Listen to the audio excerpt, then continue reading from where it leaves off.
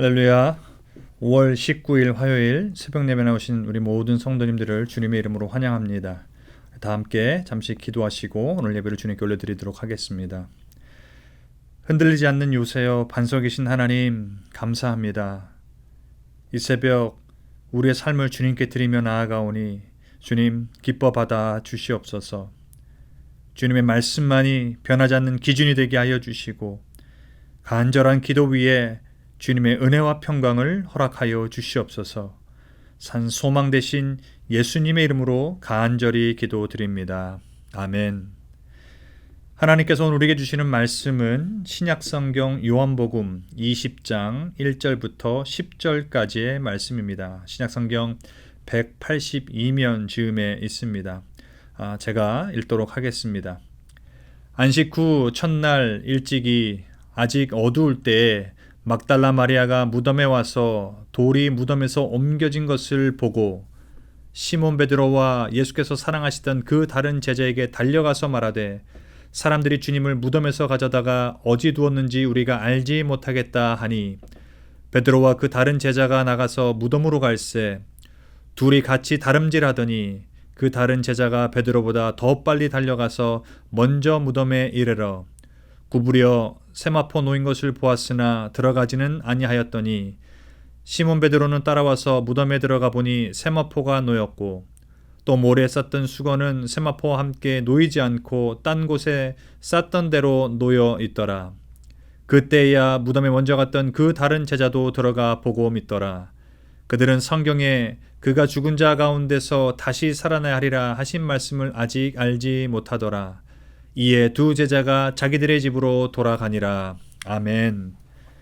오늘 하나님 주신 말씀을 무엇을 보고 있습니까?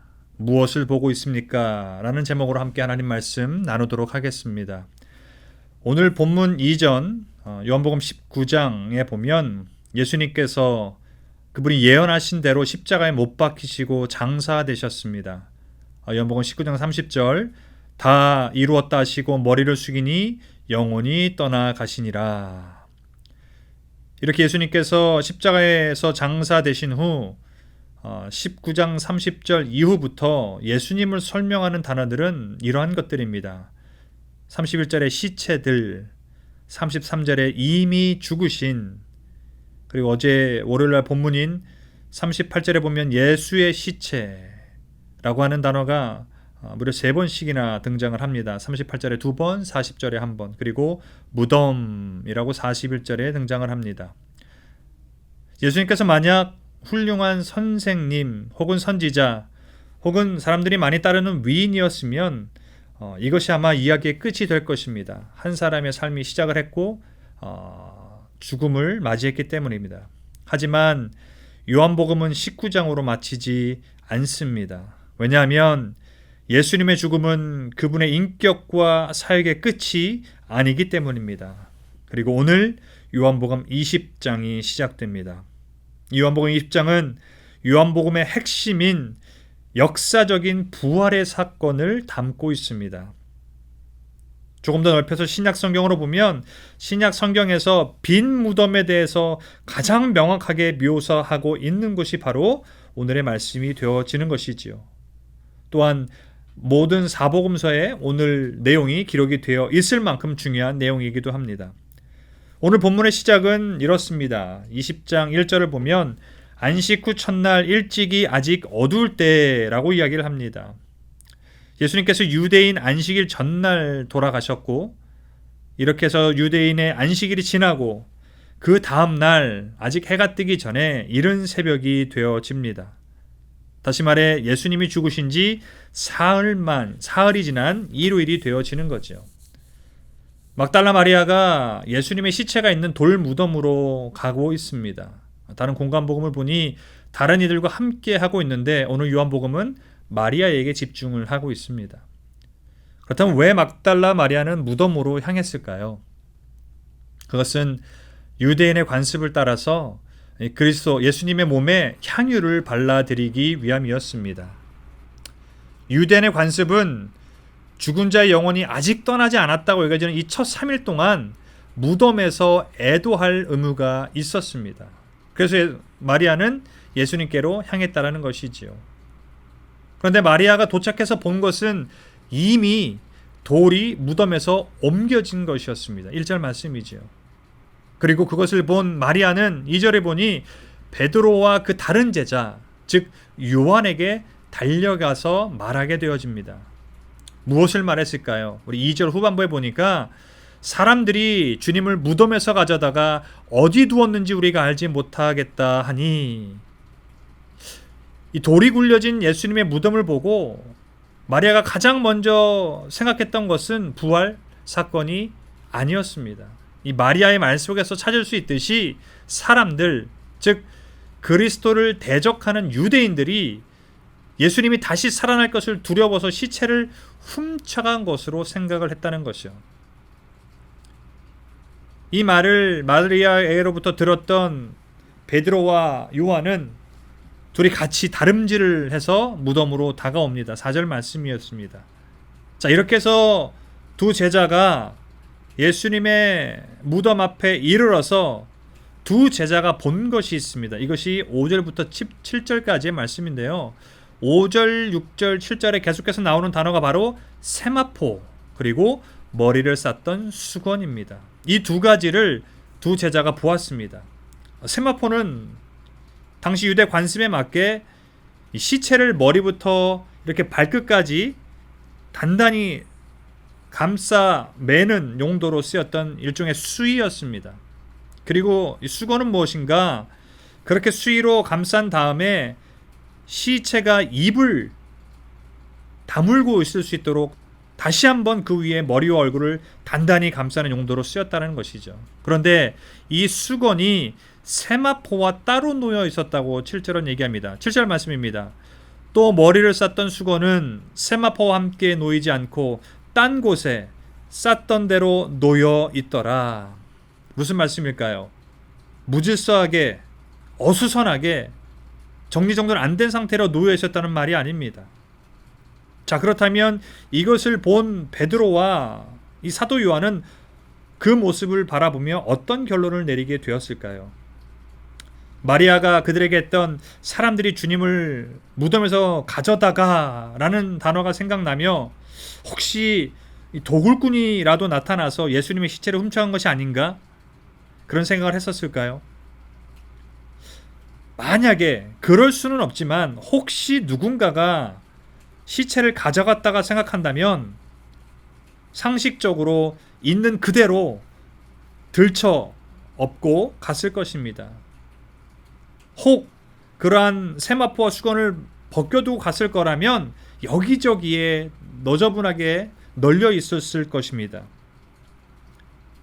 그런데 이처럼 정교하고 꼼꼼하게 이 시체를 둘렀던 세마포를 제거하고 수건을 접어서 한쪽 옆에 놓지는 않았을 거라는 것이지요. 따라서 성경이 오늘 이 두 제자가 바라보는 것을 통해서 우리에게 말하고 싶은 것은 이것은 오히려 분명한 예수님의 부활의 증거다라는 것입니다. 예수님께서 죽은 자 가운데서 다시 살아나신 다음에 수건을 얼굴에서 제거하시고 또 그것을 잘 접어서 조금 전까지 누워 계시던 돌판 위에 놓으셨던 것이지요. 자, 그리고 나서 8절에 베드로와 요한이 무덤 내부를 보고 나서 보고 믿더라 라고 이야기합니다. 자, 그들은 무엇을 믿은 것입니까? 참 말하기가 쉽지가 않습니다. 왜냐하면 목적어가 없기 때문이죠. 혹자는 이 믿은 것이 이 마리아가 그들에게 빈 무덤에 대해서 알린 내용일 거라고 이야기합니다.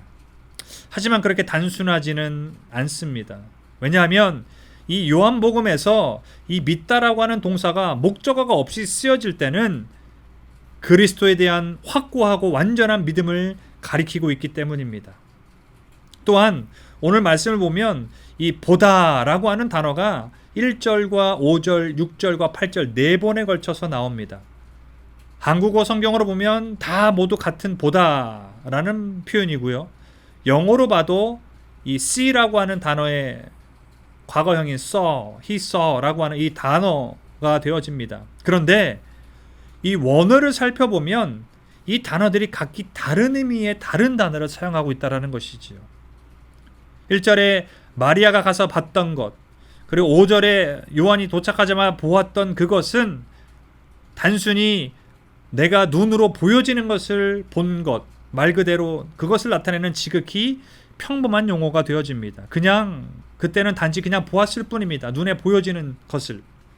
그런데 6절에 베드로가 무덤에 도착해서 보았다는 그 보았다는 단어는 1절과 5절과는 다른 단어로 그 의미는 자세하게 조목조목 따져가면서 살펴봤다라는 것을 의미합니다.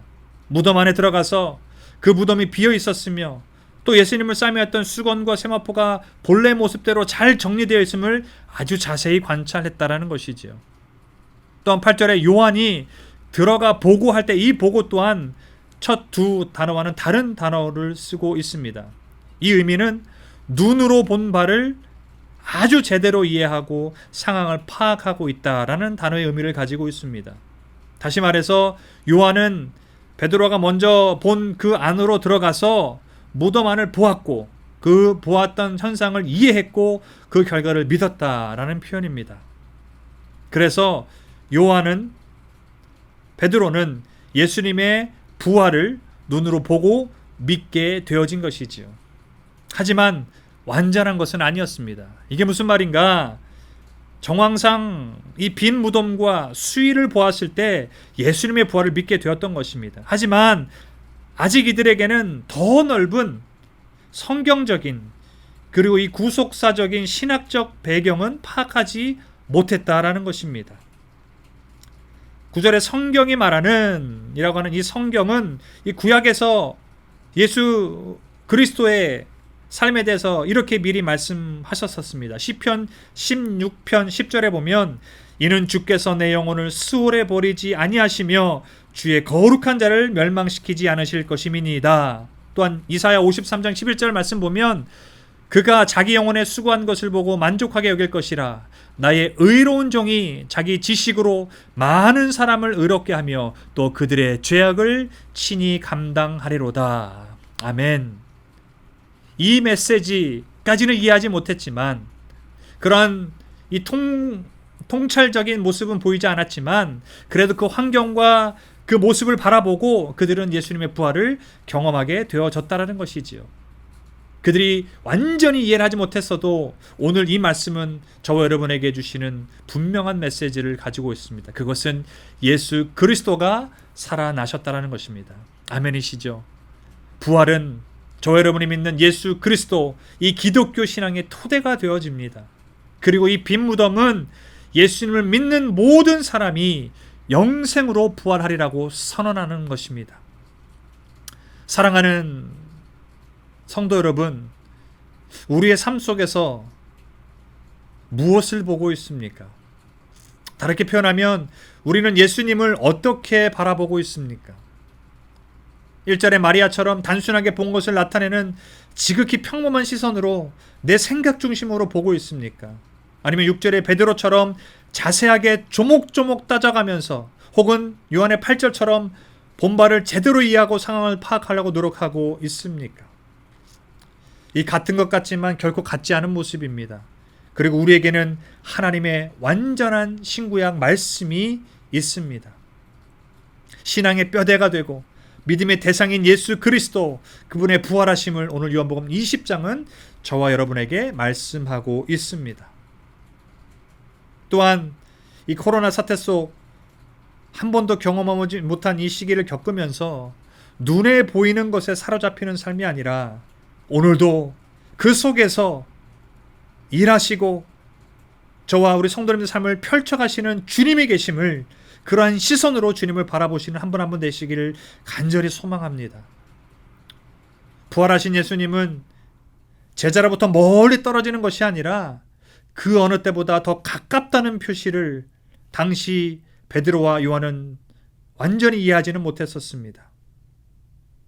예수님 자신과 제자들 사이를 막는 모든 것들, 그것이 죽음일지라도 이기시고 이미 약속하신 것들을 온전히 행하실 수 있었기 때문입니다. 사랑하는 주안의 형제자매 여러분, 우리가 오늘을 살아가면서 무엇을 보고 있는가? 다시 한번 이 말씀을 통해 새기시길 간절히 소망합니다. 부활의 기쁨이 우리 안에 있는가? 요한복음이 19장으로 끝나지 않고 20장 부활의 기쁨으로 시작되어져서 우리의 소망이 예수 그리스도께 있음을 고백하는 오늘 하루가 되시길 간절히 소망합니다. 또한 너희를 고와 같이 버려두지 아니하겠다 말씀하신 그 주님, 내가 살아있고 너희도 살아있겠음이라 말씀하신 주님, 그리고 그날에 내가 아버지 안에 너희가 내 안에 내가 너희 안에 있는 것을 너희가 알리라 말씀하신 주님의 음성처럼 이 힘든 삶 속에서도 내 안에서 일하시는 그 주님을, 이 환경을 바라보지 말고 그 주님의 일하심을 바라봄을 통해 오늘 하루를 믿음으로 이끄는, 또 그 믿음으로 나아가는 모든 주님의 백성 되시길 주님의 이름으로 간절히 축원하고 축복합니다. 이 시간 두 가지 기도 제목을 놓고 함께 기도한 후에 우리 개인 기도로 나가길 원합니다. 첫 번째 기도 제목은 죽음을 이기신 부활의 기쁨이 오늘을 살아가는 우리 모두 안에 함께 내 안에 내재하신 성령 하나님으로 계심을 믿고 믿음의 눈으로 보게 하여 주시옵소서. 또 계속해서 기도할 때는 전 세계가 씨름하는 이 코로나 바이러스 사태 속에서 또 이로 인해 고통받는 모든 이들에게 죽음을 이기신 주님의 평강과 은혜를 허락하여 주시옵고 삶의 소망 되신 주님을 믿음의 눈으로 바라볼 수 있도록 하나님 은혜를 베풀어 주시옵소서. 이 두 가지 기도는 함께 기도하신 다음에 개인 기도 들어가도록 하겠습니다.